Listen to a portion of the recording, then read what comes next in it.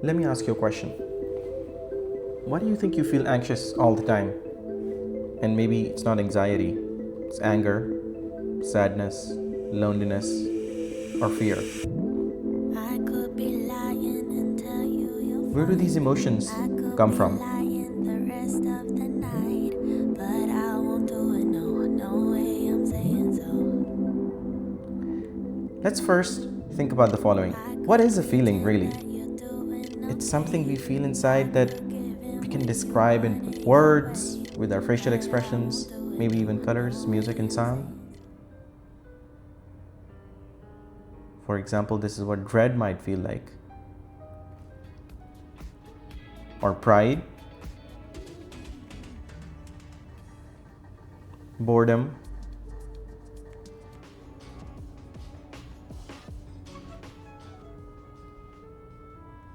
and all the different emotions that exist. At the most primary level, these are judgments we make about the world. This is our gut reaction to what the quality of something is. Feeling bad usually signals that something is bad. We make a judgment about it. Or feeling good can signal something is good. We almost feel like those two are the same things. And all the emotions in between as well. But let me ask you this. Who are these feelings good and bad for? Let's take a really quick stroll down memory lane. Only a quarter of a million years ago in the savannah. Say hi to Grog. Hey Grog, he's going to be our little test subject here today to show us where these feelings originated in the first place. So, first, if Grog were to just mosey on over to a bush and not be careful, he can get bit by a snake and literally die. Okay, here's another one. And you'll see that if he actually goes near the bush and keeps doing that over and over, that's just not going to be good for him. But there might be another version of him that naturally jumps with fear every time he goes back near a bush that rustles with the potential movement of a snake. And because he gets to live through the threat of being bitten by a snake, he gets to do what all of Gorgs want to do: make more of themselves. Another thing he really cares about is impressing his friends. They love chit-chatting about all different types of things, and while it gives him social anxiety while he's doing it, if it goes well, they all feel really, really happy. And this makes Grog really, really happy as well. Now, life in the savannah is interesting. You always have to find food all the time as well. And again, if Grog is not careful and he eats something kind of weird, well, again, he can just die. So, nature equips him with a strong negative reaction to anything that tastes weird. So, if he puts it in his mouth and doesn't like it, he just throws it away. And as you can see, all these different feelings are signals to help keep Grog safe in this dangerous landscape that he lives in. And this is what happened for thousands and thousands and thousands of years. Day and night, Grog and his buddies live in the savannah. 1,000 generations go by, and their feelings are getting honed to this system, to this environment, feeling good at things that keep them safe. And then one day, suddenly, Grog finds himself standing in a grocery store, and he grabs something off the shelf to eat it. And boy, that feels better than anything he had ever eaten in the savannah. He grabs a cake, some soda, and this 10,000th generation of Grog feels a little out of place. What's this now? All manner of screens with different types of content, social connection, promises for a fun time. And Grog's brain is overwhelmed. He's flooded with negative emotions, positive emotions, emotions of all variety. His brain was not designed for this. And even though he's surrounded by so many of the grogs that he loves spending time with on the savannah, he finds himself increasingly alone. What is happening with him? The system that was designed in an environment has been put into a brand new and different environment, and it is just not able to keep up with it. Feelings run on outdated logic. It's like running software from 250,000 years ago on the problems of today. And that's not really where feelings stop hurting us in all sorts of ways. You might just be living your life at peace, at rest, and then one day you see something interesting. Something that feels beautiful, maybe helpful. You see others using it, they seem to be having a good time with it. So one day you say, what the heck, let me try it as well. And it leads to the most relief you have ever felt, and a sense of peace for the first time. So naturally, the next time you see it, you have a yearning for it immediately. And you make sure you're going to feel that amazing feeling again and be able to rest like you've never rested before. And so naturally, every time you see a trigger that reminds you of this thing, you go right for it. Why wouldn't you? Your feelings are telling you this is the right thing to do, and you trust your feelings.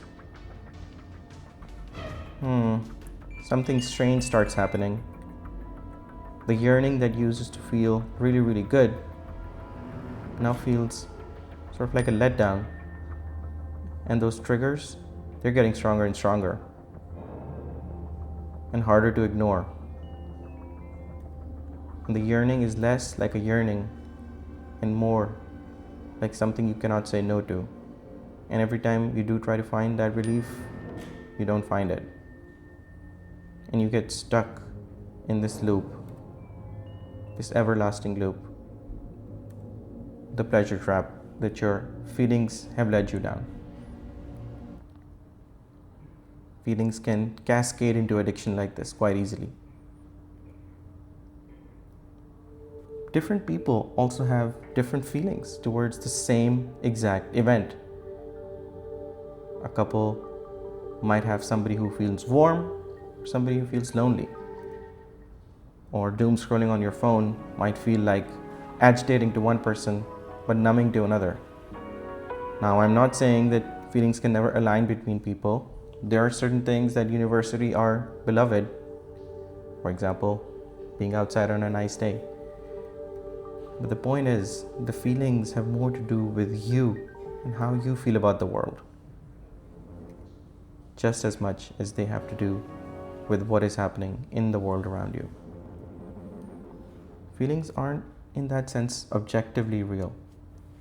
They belong to you and are a reflection of what is happening in the world, but not the thing itself. So why are you anxious all the time? Well, because you have feelings. Your body was trained to have feelings. But who are you?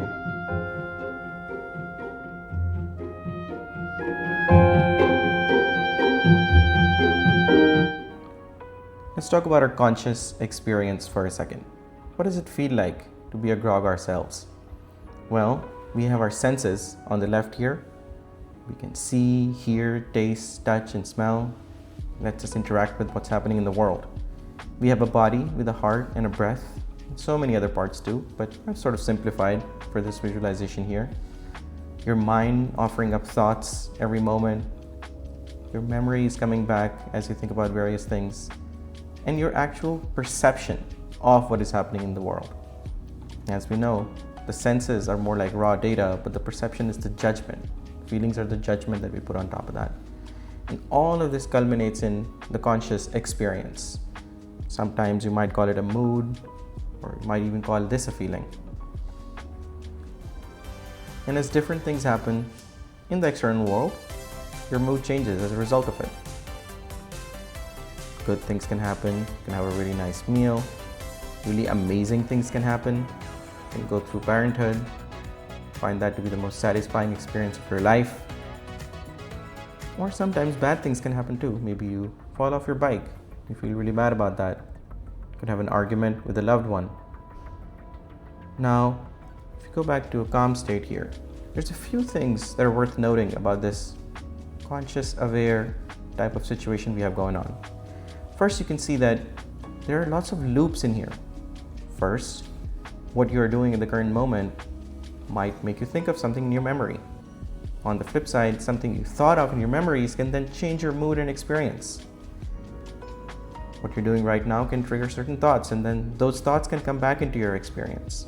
And that can color your perception. There are all these loops here. So as long as you're having a good time, they stay pretty stable. But then, if disaster strikes and something really, really bad happens, then these negative feelings start sticking a little bit. They stay around and don't immediately vanish. And you go into an anxiety spiral. And so, even if things improve in the world, maybe they go to okay, maybe they go to good, or maybe they even go to great. But your internal experience is stuck in this anxiety spiral, where all the feedback loops to your mind, to your memories, to your perception, and to your body are so overwhelmed that what is happening in the real world almost stops mattering. So our feelings, once again, which are trying to protect us and take care of us, can fail in spectacular ways, trying to actually keep us happy.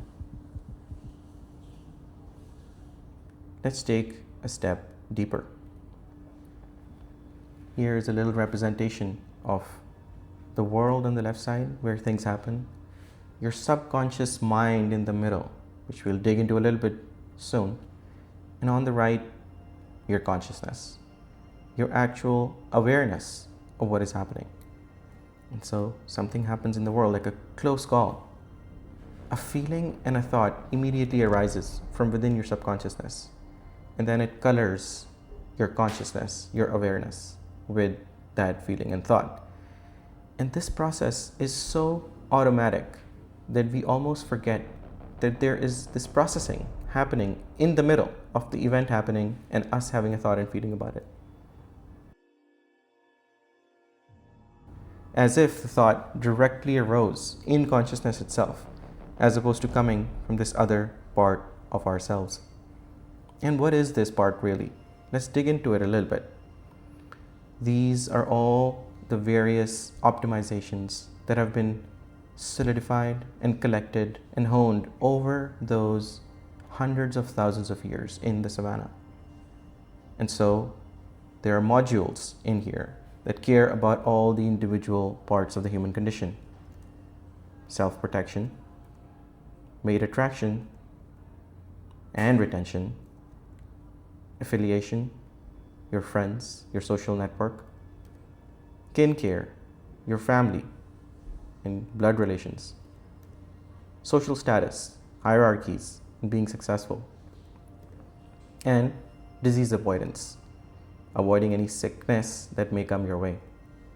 And so altogether, these are modules deep inside your mind that are not under your conscious control and are directly, subconsciously reacting to things that are happening in the world.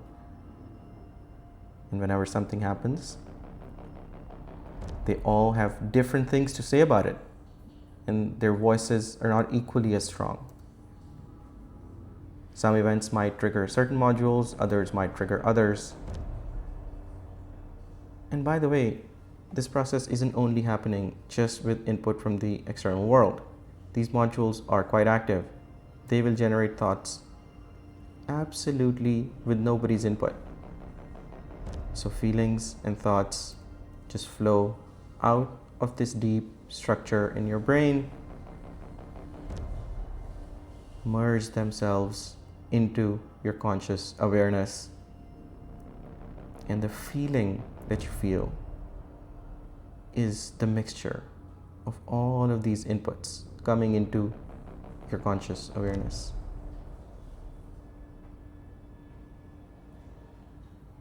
But there are glitches in the system. There are experiments that have been run where you can show that by exposing a person to a certain stimulus, such as, let's say, a horror movie, you can prime certain modules in their brain, like the self-protection module. And if in this primed state, you ask them a question such as, would you prefer something that is a crowd favorite or something that is unique? They tend to answer with something that is a crowd favorite. They start favoring having company because they feel afraid. Your self-protection module changes the way you think. And this is all happening outside of your conscious awareness. Now, if instead you show a romantic movie and ask the same question, people are more likely to respond with wanting something that is more unique and intimate. And so the question is, which you is you then? Which you is the real you? The you that existed before watching any of the movies? The one that existed after the horror one? Or the one that exists after the romance movie? Or all of them? None of them? Is it your consciousness, your subconsciousness? If you're not consciously aware of it, then is it really you? What is really happening?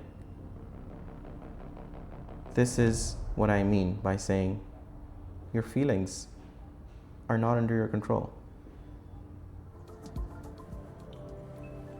Here is a representation of what this moment-to-moment arising of feelings actually feels like to a human. Something positive happens, you feel good. Something negative happens, you immediately start anxiety. Something positive happens, you go right back to feeling happy. And you are dragged along by this everlasting experience. Feeling good, feeling bad. And you define yourself with these mood states. You say, the way that I feel is who I am. You start defining your very own essence, not with your consciousness or your presence, but with how you feel. And so your days look like a collection of the ways you felt. And so it goes with the week, with the month, even with the years, as they start becoming these canvases painted by the feelings you felt during those times. And finally, your entire lifetime. We all look at our lifetimes as if they are a tapestry of all the emotions that we felt, the ways we felt, the things we've done, the experiences that we've had.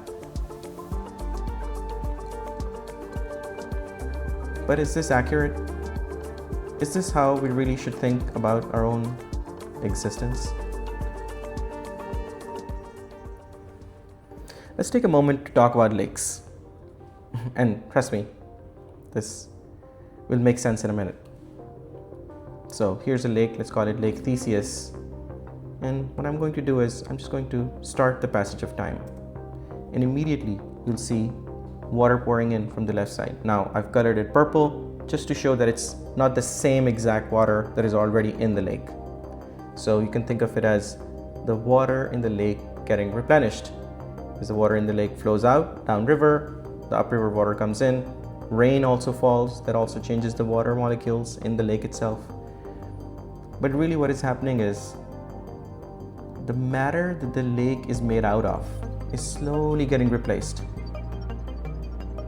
And if we let 10 years go by, more of the water is replaced, 10 more of the water is replaced. Let's step forward 100 years. And at this point you can see pretty much all the water in the lake has been replaced by new water molecules. This is generally 100 years for a medium-sized lake is pretty accurate. So I ask you a question. Is the lake the water in it? Well, clearly not. If it was, then what we're looking at should be a brand new lake, but I think anybody would call you crazy if you said that. Let me turn that gutter off there. So now, let's do another little experiment. Let's keep stepping into the future, 100 years at a time. Well, is this still the same lake? Sure, looks like it. Another 100, maybe another 100. Let's step forward 1,000 years. Now we're about 1400 years out of where we initially started, and while the lake looks pretty similar, as you can see, there's a sedimentation bed that has begun to accumulate at the bottom, fundamentally changing the shape, the volume, the amount of water in the lake. So I ask you again, is it still the same lake? When does it stop being a lake? If I let another 1,000 years go by, is that the same lake? Another 1,000. How about now? Another 1,000. Now at this time, the lake is half the volume of what it used to be. The water has been refreshed dozens of times. The trees are all different. Is this the same lake? Let's step forward even a little bit more. 10,000 years more in the future. Surely, now it's not the same lake. There's no water in there anymore.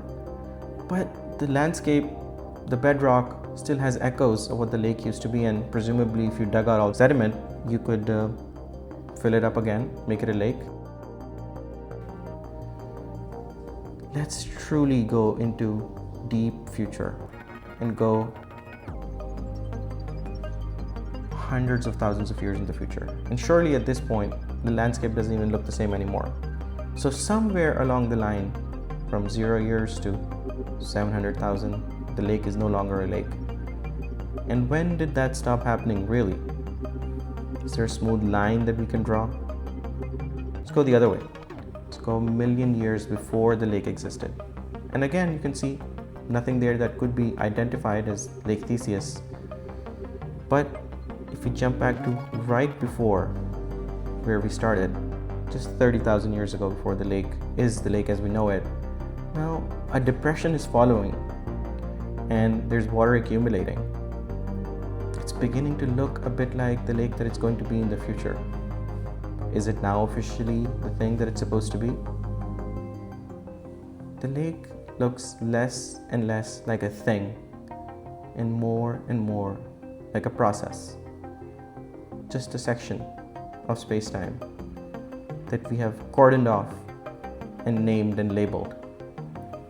And simply by labeling this thing, we have done the alchemy of giving it permanence that was never there in the first place.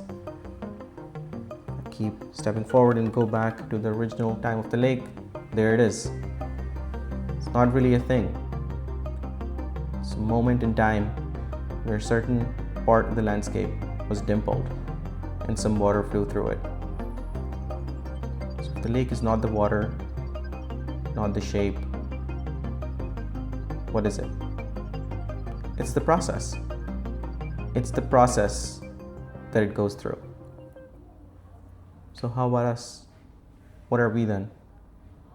Have we done a similar trick and convinced ourselves that we are persistent beings when all we are is just the process of feelings going by moment to moment? If a lake is in the water, why are we our experiences? So I ask you again, why are you anxious all the time? Well, your feelings tell you a very convincing story about who you are, persistent being that is in control. We associate the self with control and firm persistence through time. But on close inspection, we turn out to be much less under control and much more fluid, the much less fixed identity than we think. control, and persistence. The two things that we need to let go of if we have any hope of recovering from the mess we are in. So let go of these illusions. Let's talk about some possible solutions. Let's go back to this visualization that shows our moment-to-moment experience. Feelings come by, either elating us, making us feel like everything is going amazing, or it might make us feel like things are going really badly. Now, intellectually knowing about all of this, how your feelings function, what their evolutionary role is, doesn't do much to ease the moment-to-moment experience. But what does then? In this case, we turn to mindfulness. What is mindfulness? What is meditation? What is the point of it? In the simplest terms that I can describe, mindfulness is exactly what you're seeing on your screen right now. Looking at each feeling and thought that passes by, and instead of letting it color your entire existence, instead of attaching with them firmly and letting them define you, you just watch. There's another one that goes by. That was a good one. Here comes another one. That was a mixed one. And so instead of saying, I am happy, you can say, I notice my happy feelings. You don't have to let them color your entire experience. Just watch them pass.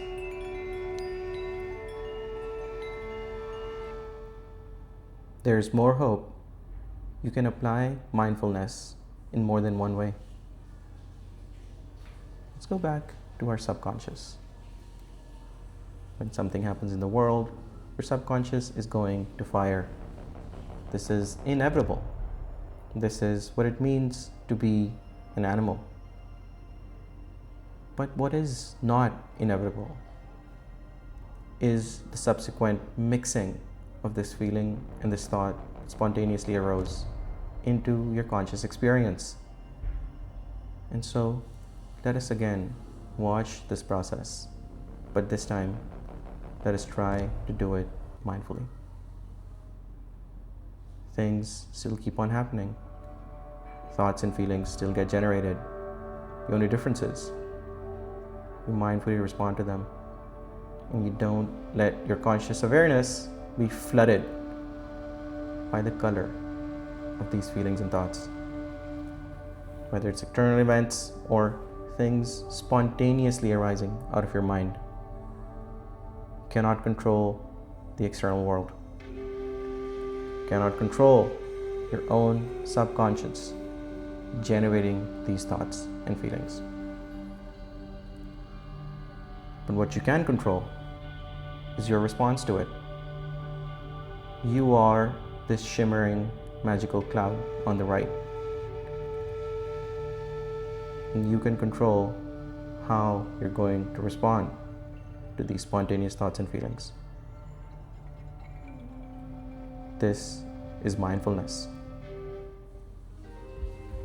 Let's go back to our familiar friend here as well. Let's talk about some more modern or scientific encapsulations of mindfulness. Well, the first thing I'm going to do is, sorry buddy, I'm just going to sort of make him feel a little bit bad so then we can help him on the road to recovery. So if you will recall from earlier in the video, if you go through truly devastating experiences, you can get into this anxiety spiral. And as we noticed, even if you have good things happening in the real world outside of you, it's hard to get out of that anxious spiral. So let me give you 4 more tools before we go away on dealing with this. The first may sound simple, but is actually game-changing. Exercise, just body movement. part of this anxiety spiral is how you physically feel. Your heart racing, your breath not feeling like it's complete.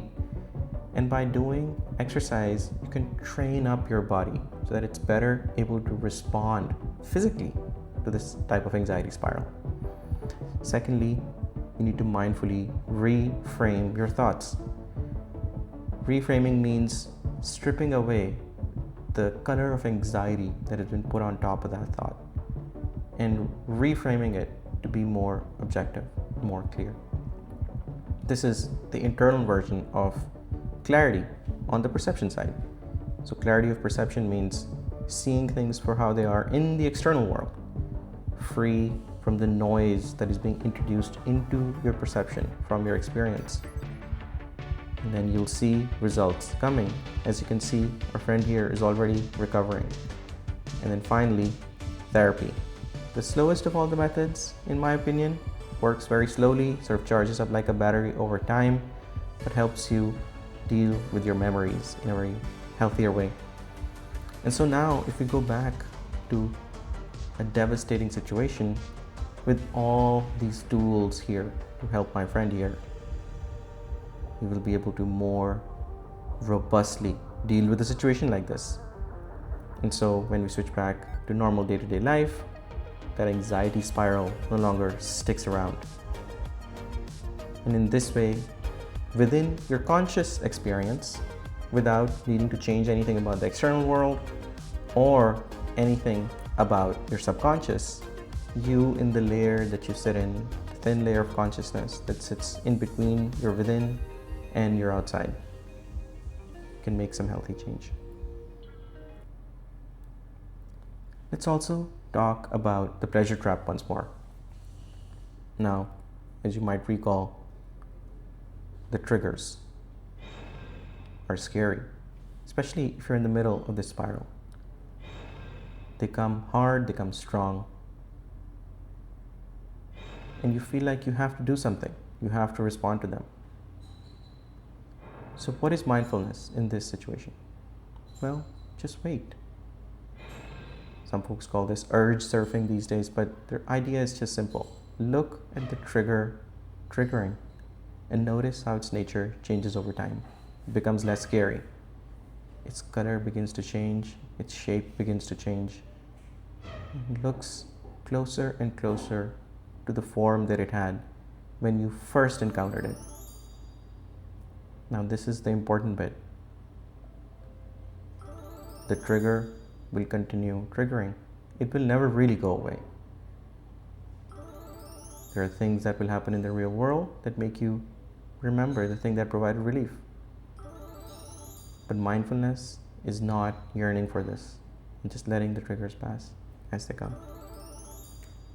Just let them pass. So for the one last time, I ask you again, why do you feel anxious all the time? It's because feelings tell persistent lies about who we are, and we build our entire identities on them. Weeks, months, years, and lifetimes, all defined based on what we felt, when what we are pointing to is just the outputs of a long, outdated system meant to protect the species and not to solidify the identity of the individuals. And how do you get out of this anxiety? You must let go of the self. You must be mindful. You must stop craving control. You must relinquish the idea of permanence. Be mindful. Watch your feelings pass by. And good luck.